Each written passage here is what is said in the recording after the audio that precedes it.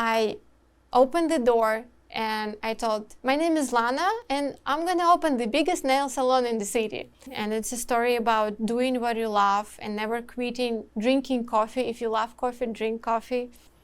This is the thing about investors. They're not looking for a big businesswoman. They're looking for fire in your eyes and for a working structure. When you manage million revenue company, delegate means much more. But when you're just starting, it's just asking for help. The only thing every entrepreneur needs is just someone next to them telling like, hey, you got it. That's it.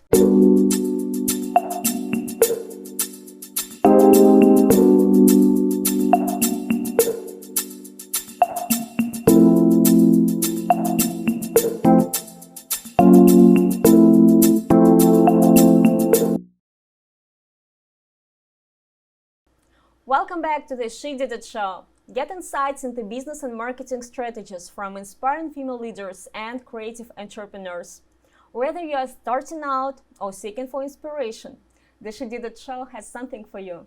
Subscribe to our channel, leave feedback, and let's get started. This is Daria Mudrova, and I would love to introduce you to today's guest, Lana Kars. Lana is a proud owner of Russian Nails, a chain of nail salons located in the heart of both Midtown and Downtown Manhattan, as well as the esteemed Russian Nails School. Her journey into the world of entrepreneurship began with a bold decision in 2019 of establishing a cozy nail salon equipped with just 2 seats. What initially started as a modest nail salon has now turned into a thriving New York City enterprise, boasting an annual revenue of more than $2 million.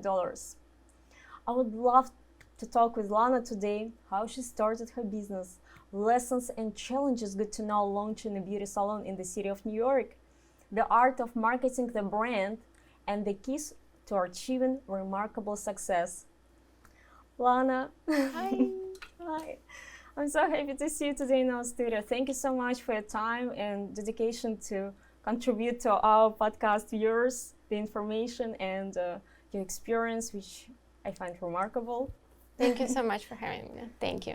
Thank you. I want just to say, like, my nails, I did it last time in your salon. It's great. Thank you for choosing I was us. following the story of your salon since like a couple years ago when you've been in a small office place, like, and now you have a beautiful location in Midtown.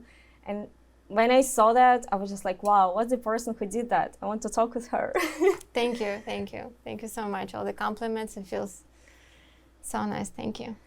Thank you for great service. But yeah, let's start our conversation. First of all, how the idea to start a nail salon came up? What was the initial thoughts? Well, I got fired from my job. I was a graphic designer at that time, and I could say depressed for over like 6 months. And one day I was just walking around the neighborhood. I was living Upper West, and I just stopped by a nail place, and it was crowded, busy. And I'm like, wait a minute. I walked in, the prices are pretty high, like 60, 70 per manicure. I knew that the quality is not the best, right? I heard it a lot, and I never did it, and never done by myself, but well, I heard from friends and stuff, and I see like a lot of ladies having manicures, and I have an eureka moment. The best manicures is back in my country. And I thought, well, let me try, because my mom is a businesswoman, and I've been around business, women's, my whole childhood. So I called my friend, she has a photo studio downtown Manhattan, and I called and I say, Marina, I need your help, I need a little corner. And I put a desk, and the story goes on, sorry. But this is how I got an idea.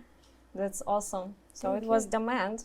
And it's actually, I agree with you, in New York City, the nail service, it's sometimes it's an issue really to find a great service for great price. I think it's in every industry, there is a little hole, or I don't know if you can say it, like a little blank space. So you can fill it out with better service, lower price, or something new. And I definitely knew at that time that I can offer quality, price, and everything is better than I saw on the market. So yeah. Yeah, wow, yeah, it sounds exciting. Like, how financially have you been prepared to start that? Did you raise some funds, or it was your self? I wasn't and it was an idea. It was 4 years ago. I feel like at that time I was fearless for some reason, maybe because I had no job and just I need to do something. I didn't have enough, much energy, but still, I don't know, maybe example of my mom was driving myself forward. But no, I had no extra savings. I wasn't raising money. I actually didn't know that you can ask people for money. Like, I'm not from Silicon Valley. I didn't know that culture, that you can go and ask for money and find an investor at the time. It wasn't my thinking. So I just started from zero, asked a friend for a place in her photo studio for a corner, and that was free. And the gels and the files, few things that costed me like $100 just to try out. Yeah. Wow, yeah. And did you hire like the first person you found that time, like just one place, and you invested like $100 initially to some equipment? And this is how it started, yeah? Basically, yes. And I didn't know how to make manicures. I was a graphic designer for the whole life, more than 10 years. And I thought, okay, I have an idea, but what do I do with it? And I started looking for a nail technician.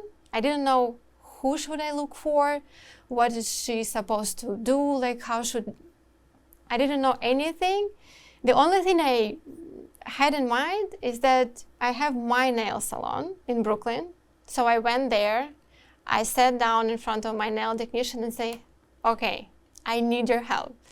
And I asked her to come for a few days and just to help me run a business test. Wow. And she came and she actually grabbed a uniform and some of the stuff from her salon. So I'm sorry for the owner of that salon. We took a little bit of your things, but it grew. Yeah, so she helped me to have our first clients, and that's how it started. Wow, could you share a little bit the evolution of your business? So from that point, how it evolved? How did you develop this? Yep, so first table, corner photo studio, and there I started facing my very first challenges, which was bad service, bad quality, and bad products. I didn't know anything about the field, so I had to learn, and I went to an instructor, to a Russian lady. I took 2 classes for Russian manicure and for extensions, and I started taking clients at home. I made my advertisement on Facebook. So by yourself? By myself, oh, wow. Yes. Yeah. It was, I don't know, it was amazing, and I was so nervous. I was sweating all the time because my English now is not the best. Back then, 4 years ago, I barely could, order like a pumpkin spice latte at Starbucks. So every time I had a client, I was like, okay, I'm gonna be fine, it's gonna be fine, just smile. She's just a lady, she needs a manicure, she doesn't need my English. I'm like, okay, so we'll go through it. And yeah, so I was taking clients home, and that was a shoebox size apartment, like cozy, as you say here. I had 2 dogs at that time, tiny apartment. I put a table in the middle of my living room. My bedroom, my bed was up like a studio. Yeah, it was a studio. So yeah, that was a second phase, and it was in Manhattan. It was in Manhattan and 72nd and Broadway. Oh, so it's a nice location. So you probably had like local clients around, or your friends. How did you? I didn't your first clients? Actually. I don't think it was friends, because I was super shy. Because I was a graphic designer. I was a senior graphic designer, and then I jumped to a nail technician. And to be honest, a nail technician, one of my missions now is to build this, this name so it sounds more bold and people can respect this position. But graphic designer and the nail technician, it's people not always put it in the same level. So at first I would try to hide myself and advertise for clients that I never saw. Wow. And I don't know how it happened actually, word of mouth, and I guess the energy, because I didn't have much money for ads, for advertisement or anything else. And but you know what I remember is that I printed little papers and I walked around the neighborhood and I put that paper in every coffee shop and every door everywhere. I don't think it worked. I don't, but I did everything I could. Yeah, and for how long have you been at that stage of your business evolution? I think for about 2 months. 2 months. Oh. At the beginning of every stage, I had a goal. I think that's one of the keys for a business woman is every time I start something, I ask myself, why do I do it? And what would be the perfect picture when I say to myself, okay, good job, done. And at that time, I thought, okay, you'll start this, but you're starting it not because you want to be the best nail technician. You start it just because you need your clientele. You need to understand that market needs you. And that's what happened. I think in few months, I got booked up. Wow. And I started looking for a place. I wasn't a great nail technician though. And I think this is important because I wasn't offering the best service. 2 months, what is it, experience of 2 months? Imagine in any field, if you start in 2 months, you're not gonna be the best. It's just common sense. But I was making my best. I was making coffee, tea, anything you want. Are you hungry? Are you comfortable? I was running around my clients. Yeah? Yes. Sometimes people come for that too. It's a big part of the brand if you're working. For sure. Yeah, their comfort, their a little talk, all this that surrounds the service. Wow, that seems that you started yourself. How did you come up with an idea that you need to open the place and hire people? How that happened? How this transition happened? Well, just because I didn't want to be a nail technician, at the beginning, if we'll go back a little bit, when I participated in that classes, the Russian manicure classes, I opened the door and I told, my name is Lana and I'm going to open the biggest nail salon in the city. And Nice. my instructor, she was laughing at me, but she was supporting me. But every time I would come in or do something or say something, she's like, here's Lana, she's going to blah, blah, blah. And it was so funny at the time. But for me, it wasn't. I was thinking like, well, it is funny, but I am going to. And so I always had it in my mind. And once I had enough clients, or not enough, but I saw that demand, I saw that messages are coming and new clients wanted me like to book my service. I thought, okay, what is the next step? What is a tiny, small baby step that I could do? It's not a big salon yet, but can I move forward a little bit? Can I do something new? Can I open another door? And I thought, okay, I need to find a small place so I can afford it. And I started looking, and that was a disaster. Share a little bit how first you found the rental space and how was this process? So I thought, okay, this is New York, Yeah. right? It was 2019, everything is online and it should be fine and easy. You just Google, rent, office, blah, blah, blah, put your requirements and it's done, you have keys. No, it doesn't work like this and it still doesn't work like this. So I was looking online, but every time I saw something nice, the requirements for myself was too high. I didn't have enough credit score, I didn't have enough, savings, nothing. I didn't have money for the deposit, and I wasn't ready to sign the lease for, let's say, 5 years. So there was like no everywhere, just no. And another issue I faced was the smell. So if you go to almost like every nail salon runs mostly by Asians, right? They did a great job. They just got the market. Yeah, actually, and they use regular polishes, and they do smell. And the smell is pretty toxic sometimes. Actually, I've been reading about that. Yeah, that it's pretty dangerous to work in, like.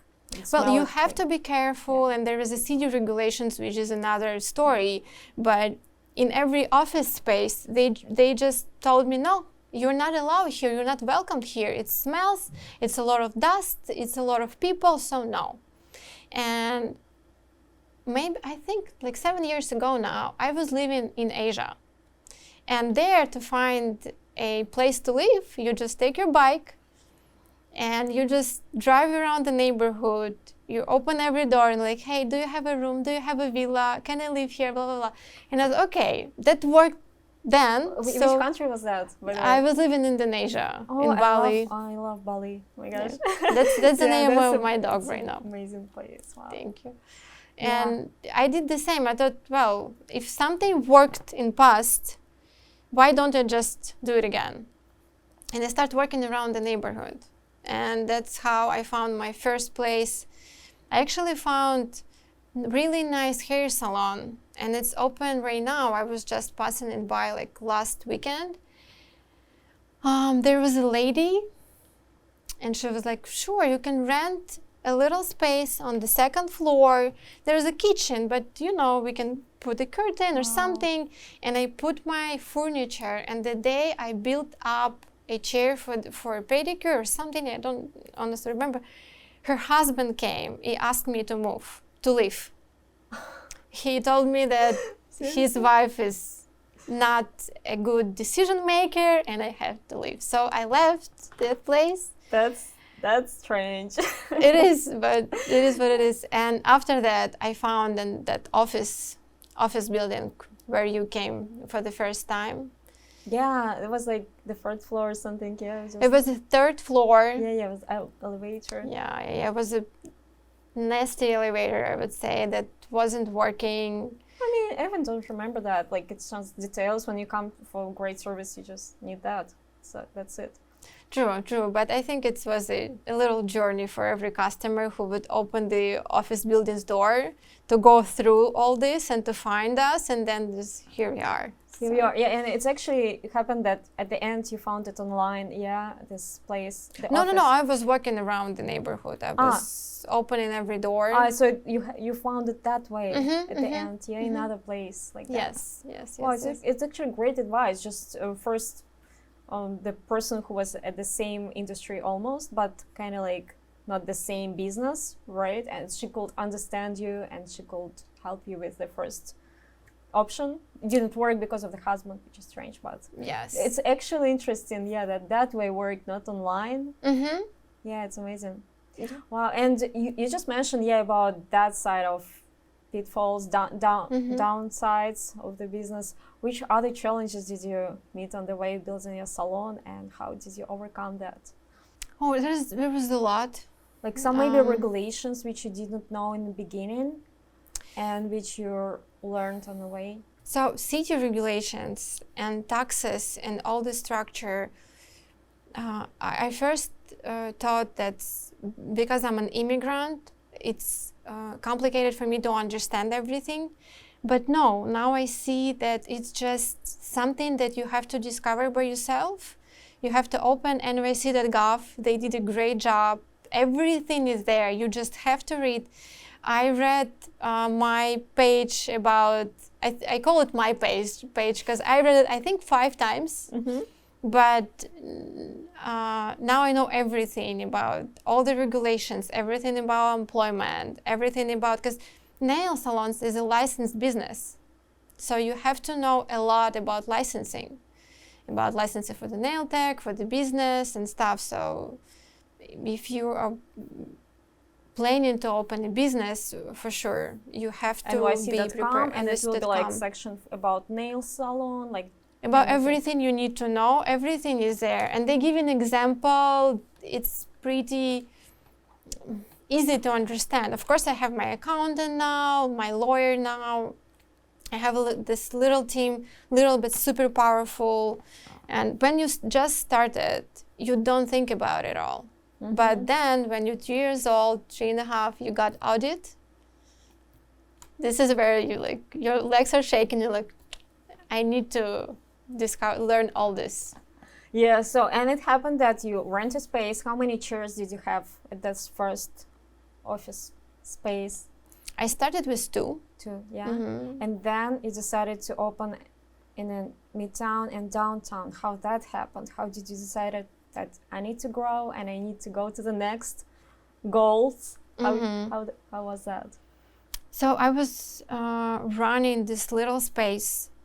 My team was growing, clientele was growing. We had different reviews, but we were growing, and I saw it from far away that there is a future, but I didn't know how to move. I actually was thinking to rent just more spaces, more rooms on that floor, and I actually did. I rented another room because looking for a bigger space, it took me a while.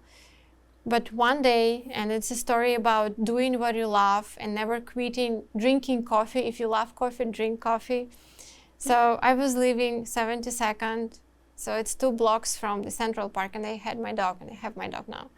And I was walking her every morning, and I would stop by, enjoy the juice, buy coffee, and go walk with the dog. And one day there was a lady, a Russian-speaking barista, and we met, we exchanged numbers, and she invited me for a barbecue party on her rooftop.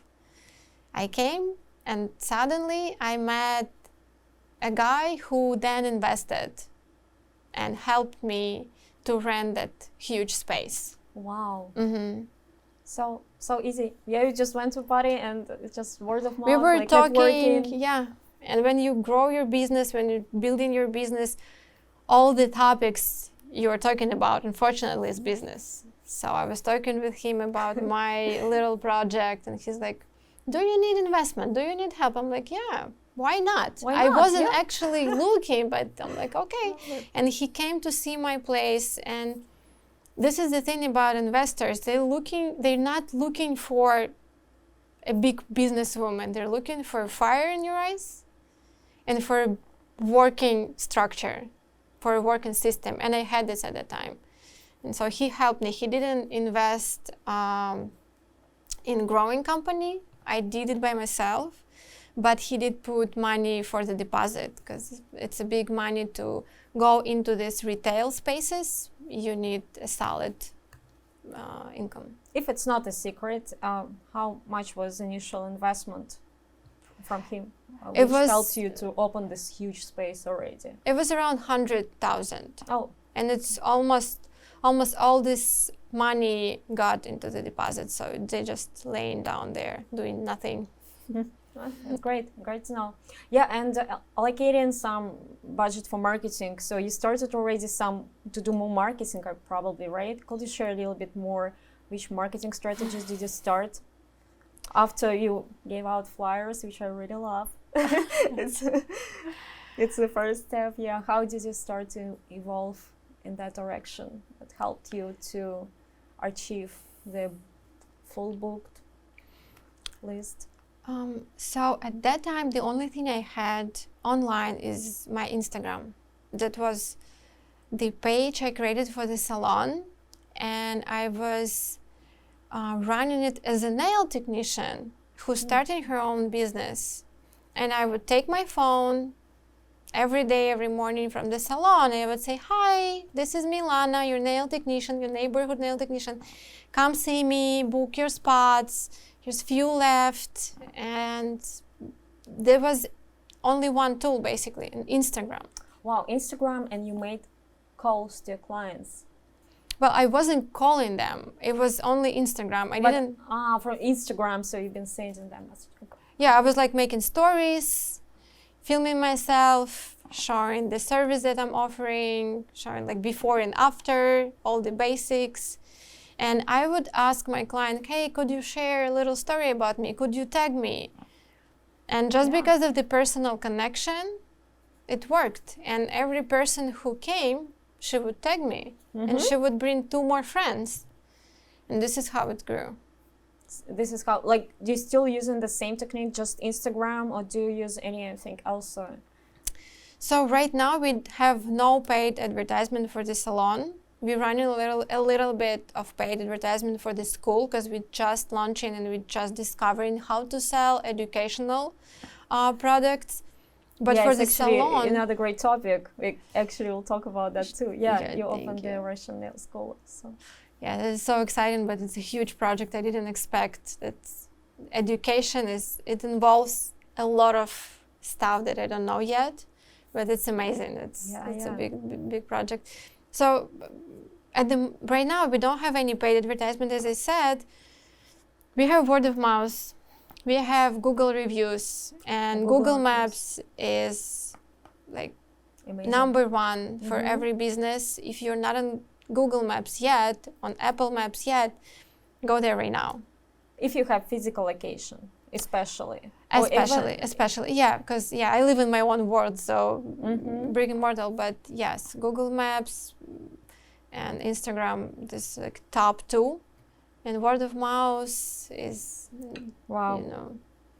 So how do you retain your customers? I mean, then if they love your service, probably they come back by themselves. Or do you use any automated messages or some integrated systems which help you just to delegate it to the system and not doing like texting for the Instagram them like hi? Well, we have a system, a booking system, so you can go online, choose a service and your nail technician and book online, leave your credit card and all this stuff. And after you booked by yourself, you're gonna have a confirmation email, you're gonna have a confirmation messages, but there is no advertisement, and there is no like, hey, we miss you, come to see us. Unfortunately, no.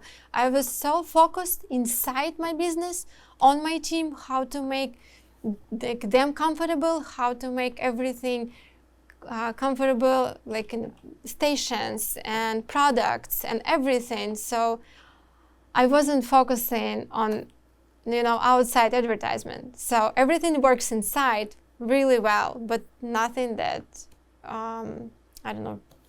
working for outside clients, for new clients, no. Yeah, so it seems actually, it's interesting. I just thought like Russian nail school, do you create your future employees from that project? So how do you hire your employees? Where do you find them? Do you train them? Do you teach them? And then you hire them? So this is a goal. You're looking into the future, and one day, hopefully, we'll be certified school, which is so complicated, and it's a lot of requirements. We are not ready for it yet. But this is my goal, to create a school where I can give you a profession that can help you to earn a living out of it, and have a profession which is artisty and nice, and you talk to people and you have your own money, you can create your own schedule. I think that's an amazing position, but not yet. How do we look for nail technician? We're looking, but they're coming by themselves. Because we created such a great culture inside our company, and we work on it every day. It's a never-ending process, and people, they need attention, they need you. You have to be a leader. And my manager, she's a great person, and she has 2 to 3 interviews per day for nail technicians. People just want to work with us because we want, I want to create that, that second home for them. So maybe How many people you have in your team which help you to manage your staff, customer service? So I have 2 managers, and I have 4 administrators at bigger location and 2 at smaller location. So it's interesting. So you decided to extend your business to open a Russian nail school where you teach your future employees and just manicure technicians, right? How do you think to extend your business? Like you want to open also some new places, or you want to franchise that? Do you have any thoughts? Well, actually, the downtown location was a franchise at first, and it is a franchise. Oh, is it? Yes. Oh. Owner of a franchise, her name is Marina, and she texted me, it was a year ago, a little more than a year ago. They opened last August. And she was asking me for an advice, and then we ended up signing a contract. But I don't feel it's a separate company. I feel that it's a partnership, and my head and my heart is there 100%. So having that little salon, which is hopefully gonna move and grow, showed me that I don't want to have franchise. I'm not ready. I'm not that type of a person who can just open and leave it. So for me, as a next step, there is two directions. One, of course, there should be more Russian nails salons in the city. And another thing is selling products, because we have our professional line of products for nail technicians and growing school. Oh wow! So you also want to sell your some products, right? Yes. That's People amazing. are traveling. Clients would come, buy some color because she really loves it, take it with her and travel to Greece or wherever, look for a nail technician, and would use our RN color there because she just in love with it, and it's nice. Wow, that's awesome. So what you would wish you would know before you started Russian nail school? Like you just mentioned that it's such a big journey and so much to do, but what exactly could you share a little bit? What you need to know before you want to start your online school, online education? Well, it's complicated. It's all online, right? Or it's offline. It's offline. It's offline. It's located on the second floor in our main salon next to Bryant Park. Yeah. And we did it hybrid. So you start online, you watch online classes about the sterilization process, about all the tools, about all the gels that you're gonna see. And so on the first day when you come to the school, you're not surprised by what you see. You know what is it exactly, and you're a little more comfortable, a little more confident. And then there is 4 days in the school, so it's hybrid. It's a complicated question because I don't think we figured out that we have a great product. I do my research, I do my homework, and I know we are the only ones in this Russian manicure teaching field who offering such a great product. We launch in a training center, so you just finish your classes and you can continue training, because after 4 days, you're not ready yet. You need a little more confidence. And I want to give you this, and that's free. And because my mission is to give this, in full. So you're ready, and you can change the world of a manicure in New York with me and join my team one day. Yeah. So it's hard to tell what are the challenges. I think it's an expensive product because we are teaching you a profession, and there is no way I can cut the costs. I want to give you everything. So we are expensive school, and I think this is the biggest challenge right now. I'm of course curious about the revenue. Could you? I saw you did you do a great storytelling on Instagram. Yeah, and you shared sometime like your daily revenue. Could you just talk about that also, about your daily revenue and your main location and how you achieve that? So daily, we now, I think we make like 5 to 7K per day. And monthly, our commonplace plan, financial plan is above 150, 170. Nice. Could you share like how marginal is this business? Maybe average on the market or your marginal? I would say average in the market and Marginal. us is about 15 to 20%. It's not a lot, but I think it's common for almost every brick and mortar business. It's up to 30%, Yeah, but this is what I've heard, yeah. people would say 30%. It's kind of like from 15 to 30 or something like. Yeah, but if you really count and you do your math and you want to see a clear money, or I don't know how you call it in English, but Profit? it's profit. It's not that, I don't think it's more than 20%. Got it. Yeah, and actually I'm having questions like we lived through the pandemic and you run your business during that time, and being a Russian brand after the war started, it's, I guess, another issue or no? Could you a little bit share it? Did it influence your business somehow that you, from like Russian background, owner in New York City, or it was fine? Well, I would call it, I wouldn't call it an issue. As a Russian, like it is Russian nails, but thankfully to our clients, we had a great support. Actually, I had few messages on my personal Instagram, the negative messages, but we didn't notice any downs on the bookings or anything like that. People are really open-minded about this and really, really supportive. So there is nothing, and I'm trying to stay out of politics because I am not about politics. I'm doing nails, and this is my goal, this is my purpose. And why Russian nails? Just because the technique is called Russian. And if the technique would be called like Turkish nails, I would probably go for it because like it's marketing, nothing else. And it's a big question to me and to us, to my team right now. And what do you think actually? Should we change the name or should we keep it?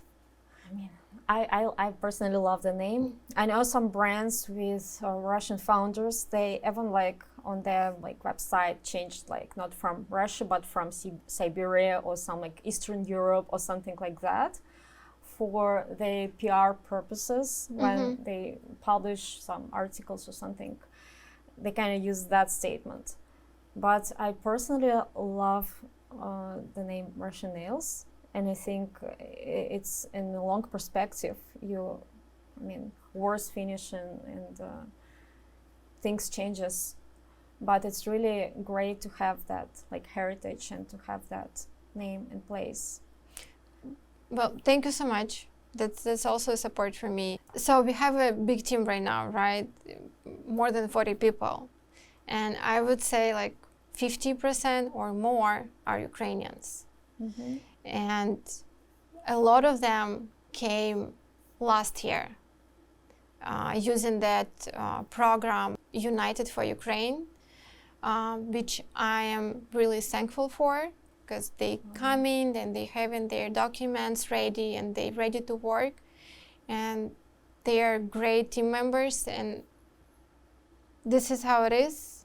And so that talk for itself, yeah. Yes, so we have a big team. It's not about Russians, Ukrainians, Kazakhstan, or I don't know who else. We all speak Russian.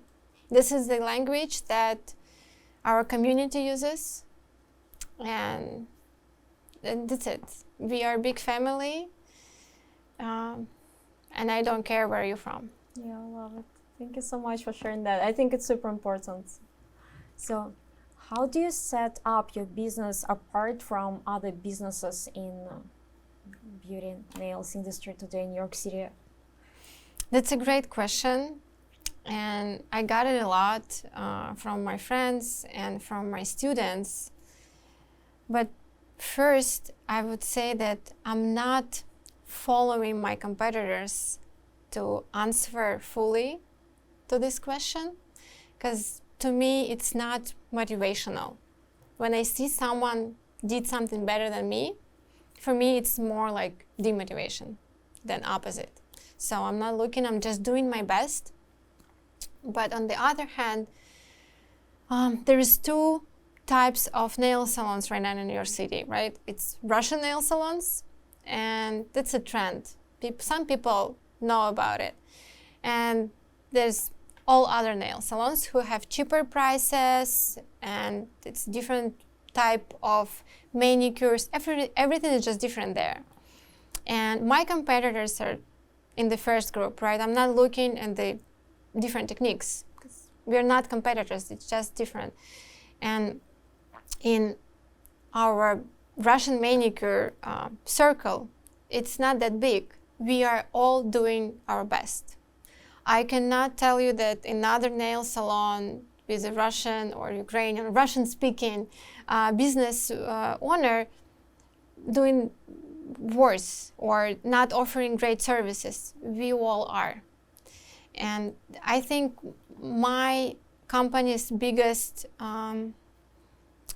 difference is, again, our team, is our culture, is our beliefs. We have a mission. And I think this is what different. And that's not only my opinion. You can read it in reviews. You can read it in Google reviews and Instagram reviews. You can come in and ask my technicians, my clients, and most of them would say that's an atmosphere. We do care. We're trying to accommodate you warmly, but professional at the same time.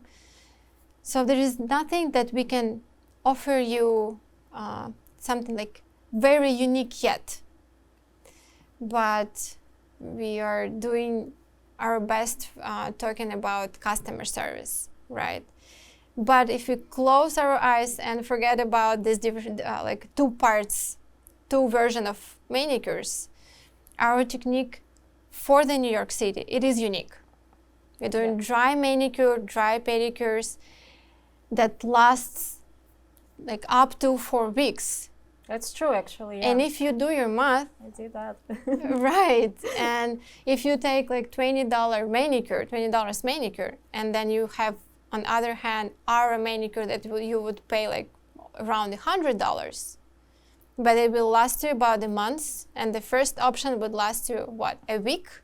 Yeah, we can half, maybe a couple weeks. But actually, also, yeah, you will see the difference. Right, your hands are not perfect. Yeah. You cannot sign that important document that you're signing. You cannot, express yourself. You're gonna hide your hands.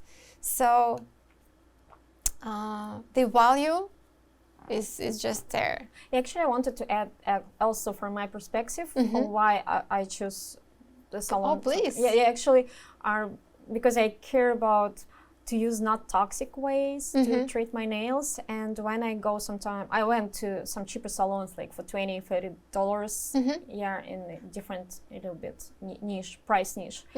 And they take off the manicure with the liquid.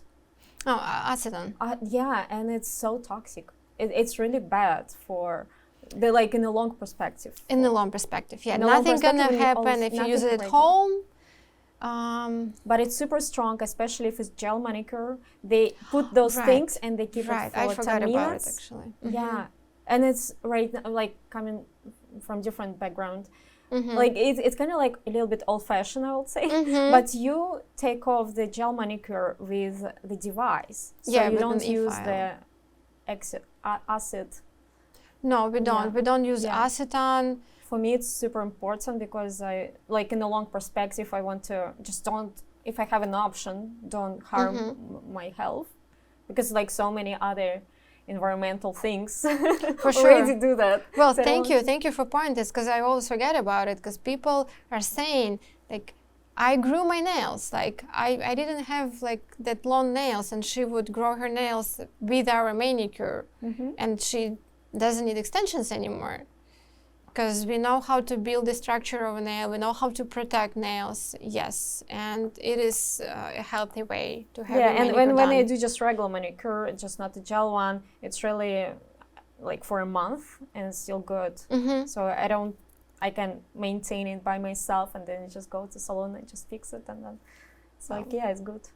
I wanted you will share a little bit of your story. You're an immigrant, and it's really interesting how you came up to New York and what's your background. Sure.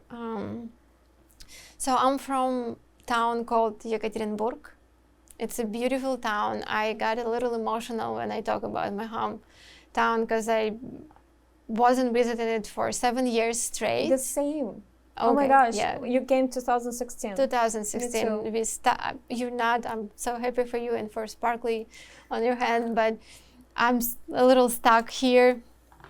Not the worst place. I love New York, but yeah, I came 7 years ago in 2016 with my now ex-wife, and we came for the big reason, because I think everything in life is just because of love. And so love is what brought me here. We wanted to build a family. We wanted to live freely, because in Russia it's illegal to be LGBTQ plus person. Many more things are illegal today. Oh yes, of course. Today it's like they made it. Yeah, I'm not gonna. It's a whole topic. Difficult topic, and I'm trying to stay out of it, but. My team now has Russian-speaking girls, but they are from every corner, from all Eastern Europe. Yes, Eastern Europe, and we are. I don't know. They are family for me now. I have no family here. I have my partner, and them. So I came in 2016 with my ex-wife, and. I'm a little lost. It was such a long time ago. I came here. I was looking for my first job. It took me 3 months. I had a goal again. I came and I told my friends, I'm gonna stay in the same field. I'm gonna be a graphic designer no matter what. And I heard a lot of like, no, just start somewhere, do wherever. I'm like, no, I'm gonna follow my heart. Like professional. And I found my first job at Williamsburg. I was living at Coney Island. If you know, it's just so far away. So to go to Williamsburg, I had to take a bus and then train to Manhattan, and then go back to Williamsburg. So it took me 2 hours one way to the office and 2 hours back. But I was so happy. I had I think $3,500 per month. As an immigrant, I just came to the country. It was just, it blew my mind. I was such a happy person. And I was working there for 6 months. Thanks to that guy who hired me. I came to see him on the interview. I had no English, and I told him, you tell me what to do, I do it. And he asked me to create a homepage, a landing page for a website. Yeah. So I sat down right there, and in 3 or 4 hours it was done beautifully, because I had a pretty strong portfolio, because it was my profession. He's like, okay, you hired. I'm like, oh my God, it was a happy moment for me. Yeah, and then I grew and changed my position. That was it. So actually you've been in graphic design, yeah, and then you decided to start your own enterprise. Yes. Yeah. Just jumped from one field to another, but I've been in graphic design over 10 years. And when I got fired I loved my job. I had a great team. They taught me a lot. I had a mentor there. I don't think she saw herself as my mentor at that time, but she was the marketing director or brand director, and she was the first who was speaking English to me slowly, and she would ask me several times the same question and help me a lot. And I had a little story about how she found me, because I was working with that guy who first gave me a job, and he was an owner of a startup. He was building websites, and one of the clients, they asked us to go to their office and make a presentation. So we came there, Madison and 61st, beautiful neighborhood, Central Park. Me, who just came to New York City, I was like, as a kid. And we're there, and the presentation went great. And I think in a week, I got an email. They were offering me a position, a junior graphic designer at their office in that lovely, sparkly Madison Avenue. And I came to see them. And you have to have an offer letter from yourself to offer how much you want to earn and what you want to do. And so that lady, she saw that paper of my paper, she grabbed my hand and she pulled me out of the office. I'm like, oh my God, I did something wrong. That's it. I'm done. She crossed the number. I was asking for $30 per hour. She crossed it and she wrote, I think it was $50 or $60. So she changed my life at this time, yeah.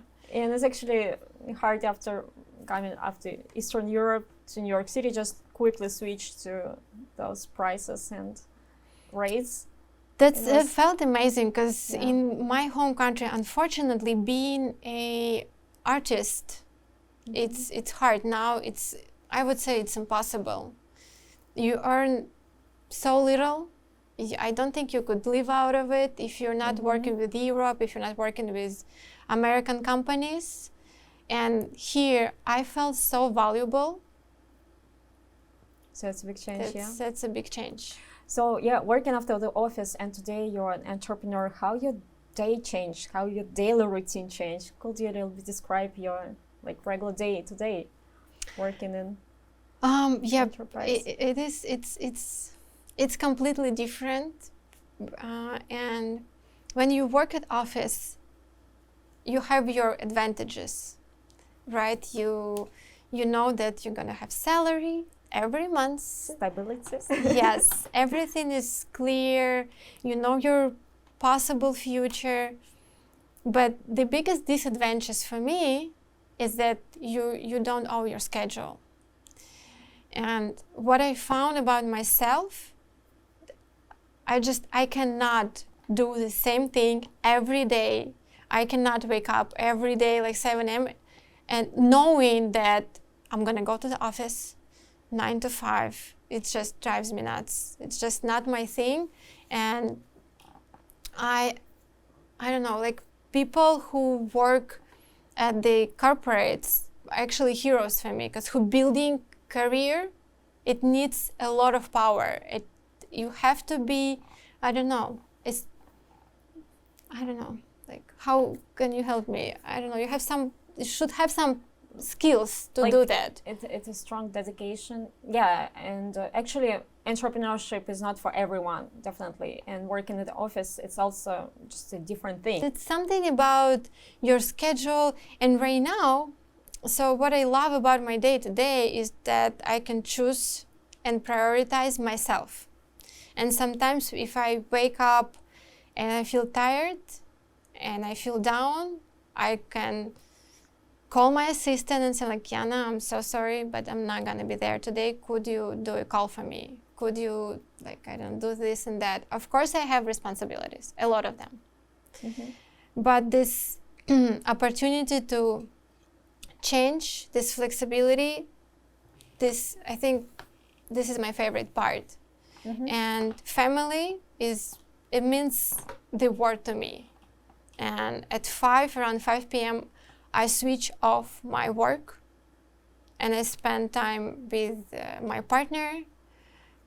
We walk around the neighborhood, we go to the cinemas, and there is no work after 5 p.m. Sometimes it is, right? But seems like when I'm talking with entrepreneurs who are just starting out, they have a problem to delegate some things.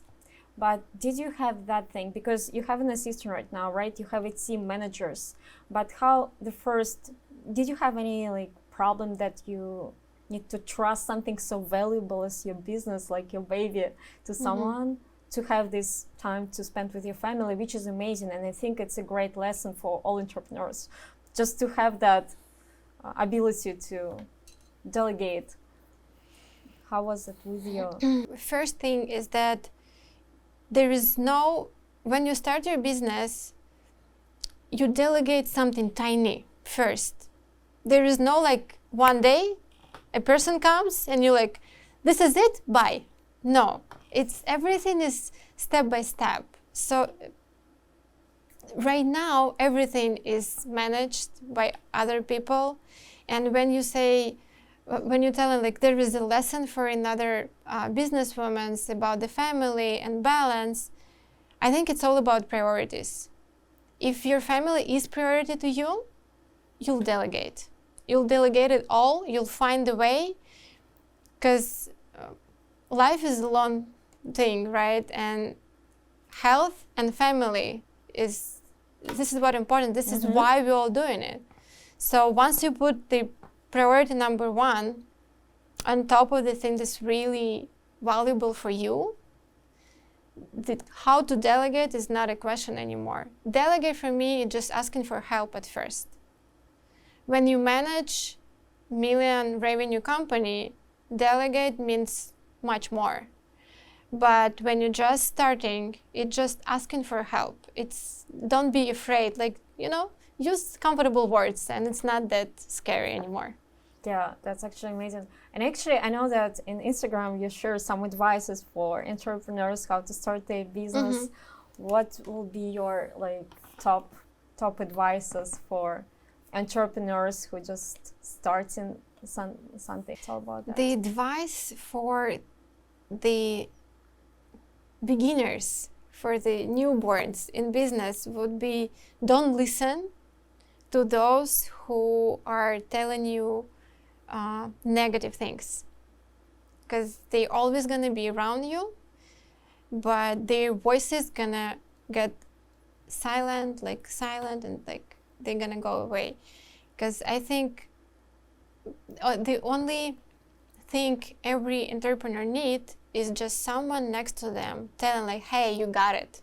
That's it. Nothing else. Because support is number one what we are missing, I think.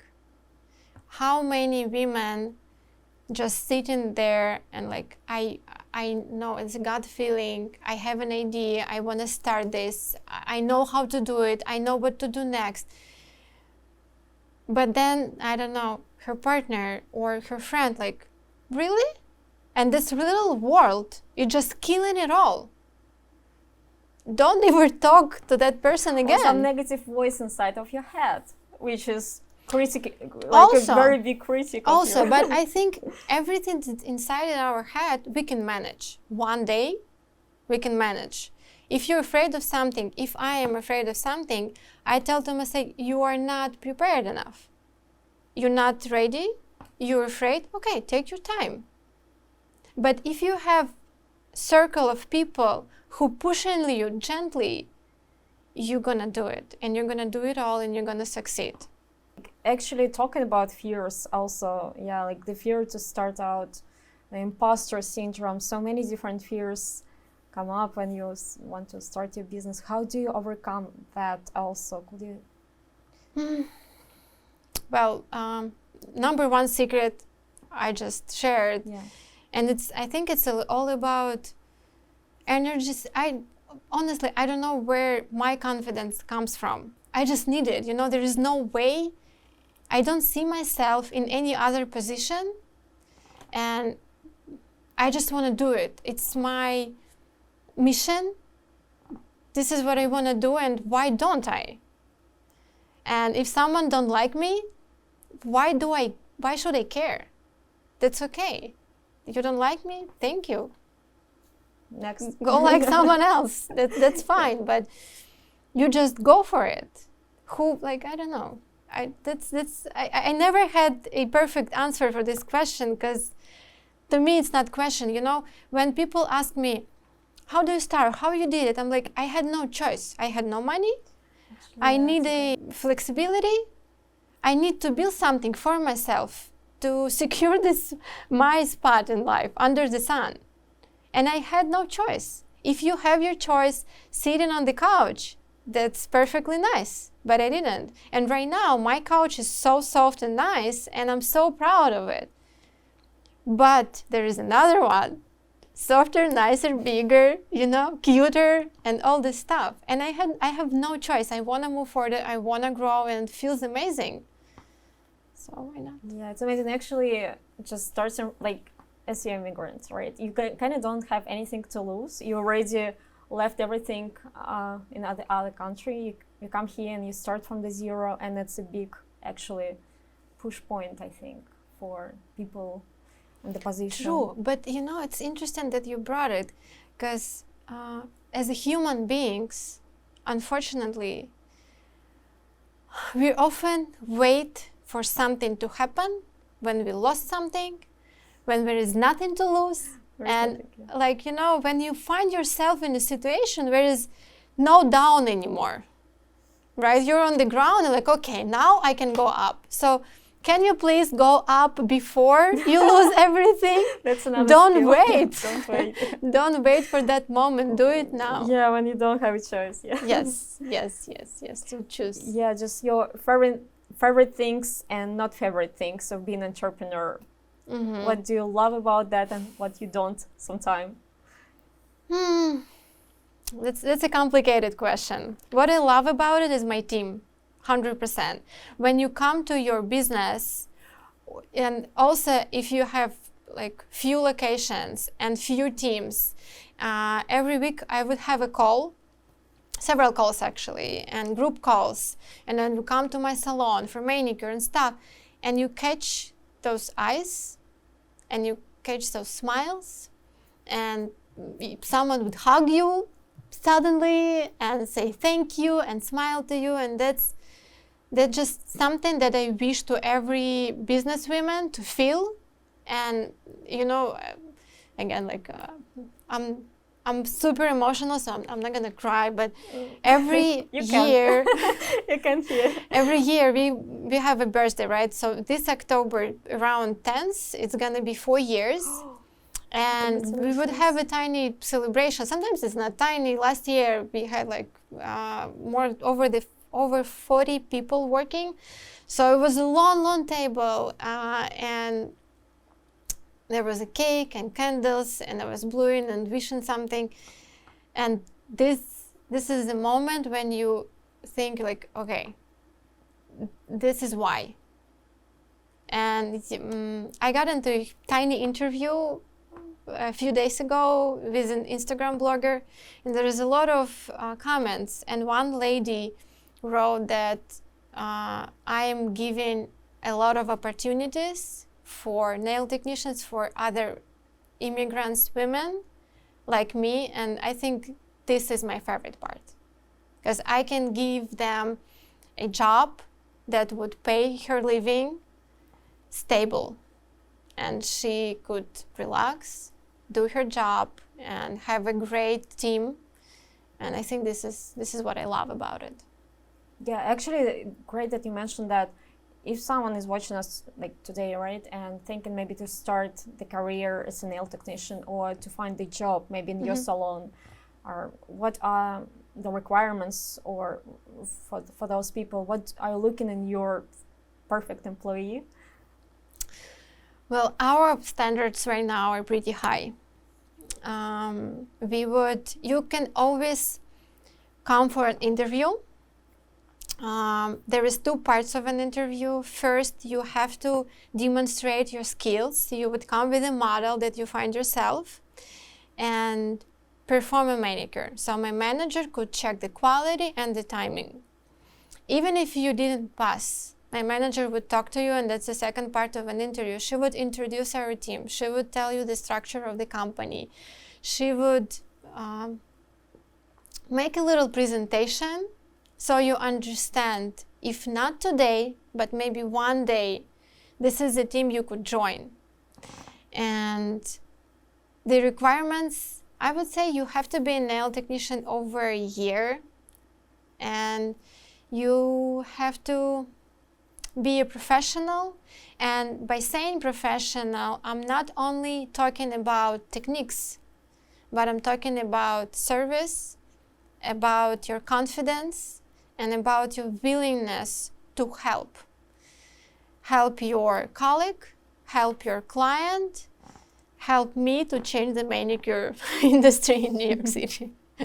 Yeah, that's also, what's your definition of success? You mean the meaning of success to me, right? For you, yeah. What does it mean to you? When I can take care of my family fully as I can imagine, would be my success, my family, my happy family.